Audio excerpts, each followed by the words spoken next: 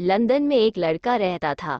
वो बहुत गरीब था, इसलिए पेट पालने के लिए उसे निरंतर काम करना पड़ता था। उसे पढ़ने लिखने का बहुत शौक था, लेकिन काम के बोझ के कारण वो लगातार स्कूल नहीं जा पाता था, जिसके कारण उसकी पढ़ाई रुक रुक के चलती थी। लंदन के एक निम्न बस्ती में एक छोटे से कमरे में वह दो अन्य लड़कों के साथ रहता था। वे दोनों लड़के भी उसी की तरह दिन भर काम करते थे। जब काम से फुर्सत मिलती वे दोनों लड़के मनोरंजन में जुट जाते, जबकि यह पुस्तकें निकालकर पढ़ना शुरू कर देता।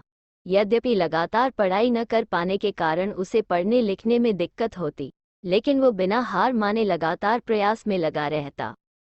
उसके साथ ही लड़के उसे चिढ़ाते कि काम से फुर्सत के बाद सब मनोरंजन करते हैं, लेकिन ये पढ़ाकू महोदय किताबों से खेलते हैं।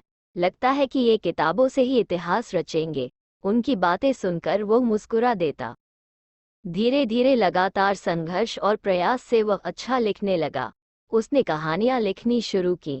सर्वप्रथम वह अपने उन्हीं मित्रों को अपनी कहानियां पढ़कर सुनाता। कभी कभी वे प्रशंसा करते, किंतु अधिकांशतः वे उसकी कहानियों का मजाक उड़ाते। लेकिन लड़के पर कोई फर्क नहीं पड़ता। धीरे धीरे उसने कहानियां समाचार पत्रों में छपने के लिए भेजनी शुरू कर दी। वो कहानियां भेजता रहा और समाचार पत्र उसकी कहानियों को रिजेक्ट करते रहे, लेकिन उसने हार नहीं मानी। आखिरकार एक दिन उसकी एक कहानी एक प्रतिष्ठित समाचार पत्र में छपी। इससे उस लड़के का आत्मविश्वास और दृढ़ हो गया। वह लगातार लिखता रहा और बहुत बड़ा उपन्यासकार बना। आज लंदन ही नहीं अपितु पूरा विश्व उस संघर्षशील लड़के को चार्ल्स डिकेंस के नाम से जानता है। संघर्षशील और परिश्रमी व्यक्ति के लिए कुछ भी असंभव नहीं है।